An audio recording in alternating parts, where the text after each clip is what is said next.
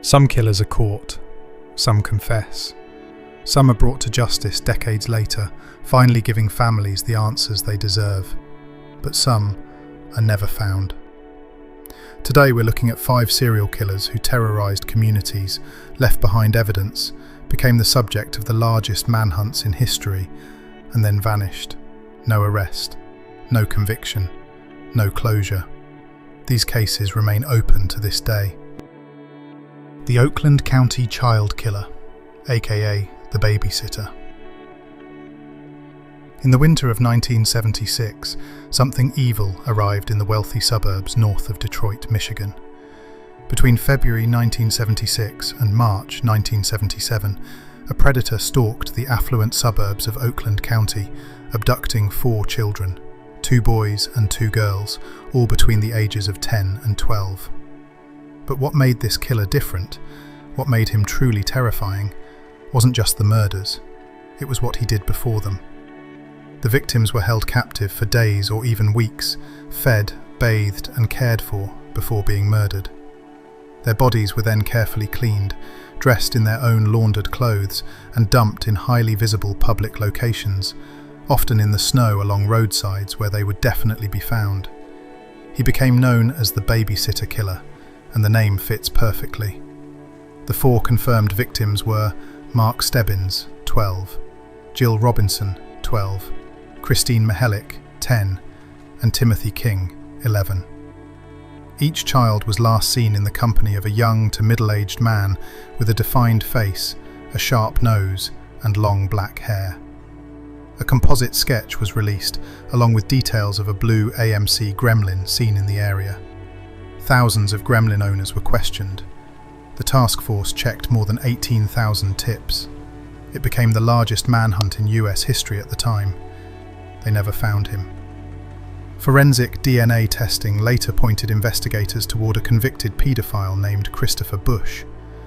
A hair linked by mitochondrial DNA to a man connected to Bush was found on the victims. But Bush died in 1978 in what was ruled a suicide, before police could fully close in on him. Despite decades of investigation, the case remains unsolved as of 2026. 4 children, carefully cared for, then killed and left in the snow. No one has ever faced justice for it. The Axeman of New Orleans. The year is 1918. America is at war. New Orleans is alive with jazz music, street markets, and Italian immigrant families building new lives. And then the Axeman arrives. Between May 1918 and October 1919, an unidentified killer stalked New Orleans. He assaulted at least 12 people, killing 5. His method?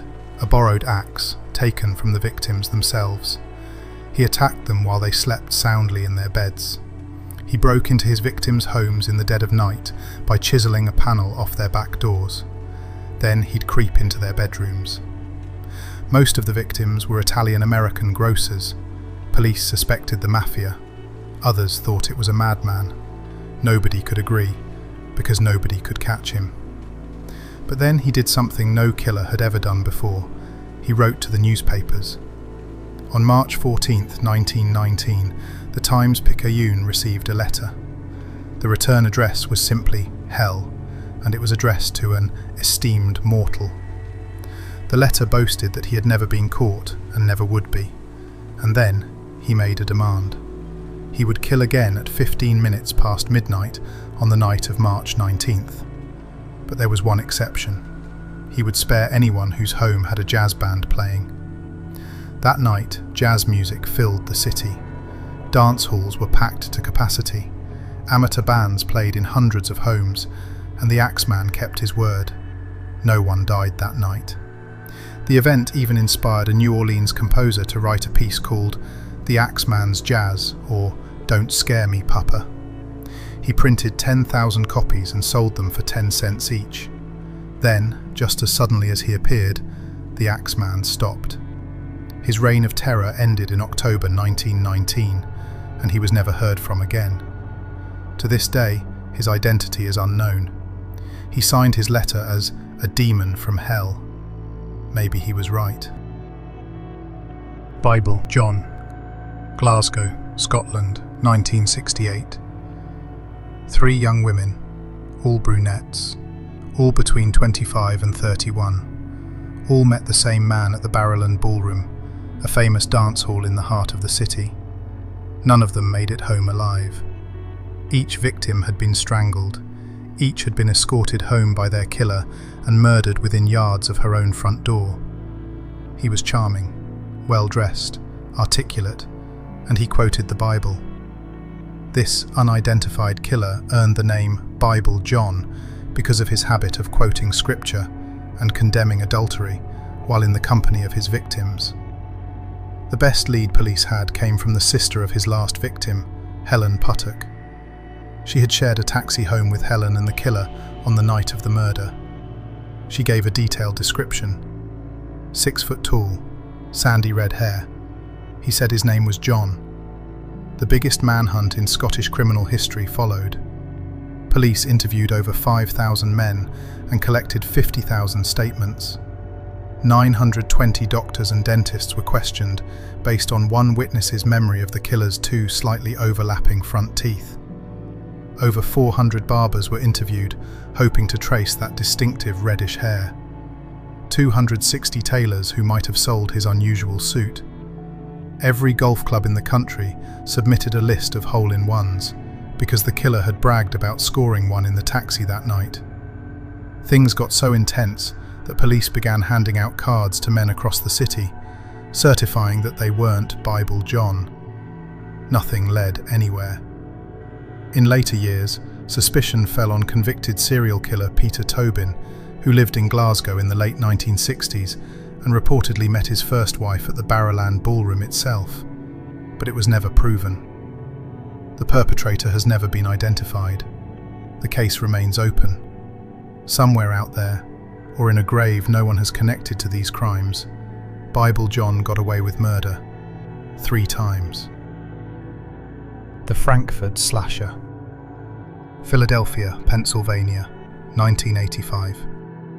The Frankford neighborhood had seen better days. Crack cocaine, economic collapse, and decades of neglect had hollowed it out. Bars stayed open late. People went missing and nobody noticed for days. It was the perfect hunting ground. From 1985 to 1990, at least 8 women were sexually assaulted and stabbed to death in and around Frankford Avenue. In every case, the women had been seen drinking at local bars shortly before their deaths, particularly one bar, known as Goldie's. The first victim, Helen Patent, was found in a train yard in August 1985. She had been stabbed 47 times. Her killer had posed her body deliberately before leaving. The murders continued for 5 years. The killer was described by witnesses as a middle-aged white man, someone who posed as a counselor, a friendly face offering guidance.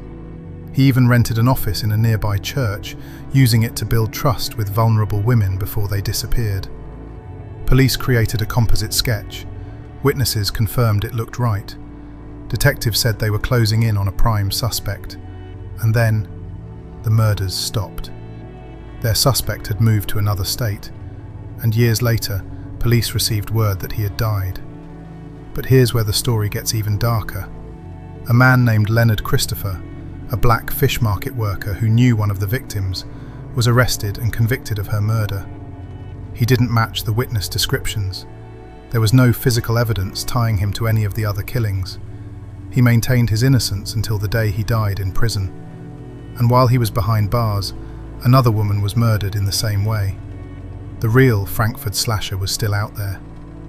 8 women killed, 1 innocent man likely jailed for it. The actual killer died free, in another state, with no one ever knowing his name. The Zodiac Killer. You've probably heard of this one, but that's exactly why we're ending with it. Because most videos about the Zodiac tell you what you already know. We're going to focus on the part that keeps investigators up at night. How does someone taunt an entire country and just stop? The Zodiac Killer operated in Northern California in the late 1960s and early 1970s, murdering at least 5 confirmed victims, though he claimed as many as 37. He sent cryptic letters and ciphers to newspapers, taunting police and demanding they print his coded messages or he'd keep killing. He wore a hood to one attack, decorated with the crossed circle symbol he used to sign his letters. He called radio shows. He threatened to shoot out the tires of school buses and pick off the kiddies. He described killing as the most thrilling experience imaginable. And then, around 1974, the letters stopped. No more ciphers, no more taunts, no more confirmed victims. One of his ciphers wasn't decoded until 2020, more than 50 years after it was written. When the message was finally cracked, it read, "I hope you are having lots of fun in trying to catch me. I am not afraid of the gas chamber because it will send me to paradise all the sooner because I now have enough slaves to work for me." Dozens of suspects have been investigated over the decades, DNA evidence gathered. In 2021, a group called the Case Breakers claimed to have identified a man. In 2022, authorities officially ruled him out. The case remains unsolved. The most taunting serial killer in American history, left coded messages that took half a century to crack, threatened an entire country, and walked away. 5 killers, 5 reigns of terror, hundreds of investigators, thousands of tips, no arrests, no real convictions, no answers. The Oakland County Child Killer cared for his victims like a babysitter and left them in the snow. The Axeman threatened an entire city and made them dance to save their own lives. Bible John walked women home from a dance hall, quoted scripture, and murdered them on their own doorsteps. The Frankford Slasher befriended vulnerable women in a rundown neighborhood, while an innocent man rotted in prison for crimes he almost certainly didn't commit. And the Zodiac? He wanted you to know about it, every step of the way. These cases aren't cold, they're open, and somewhere the truth still exists. Maybe in a box in someone's attic, maybe in a DNA database that hasn't been matched yet. Maybe someone watching this video right now knows something. If that's you, the tip lines for every one of these cases are still active. If you made it this far, you already know you're the kind of person who can't let this go.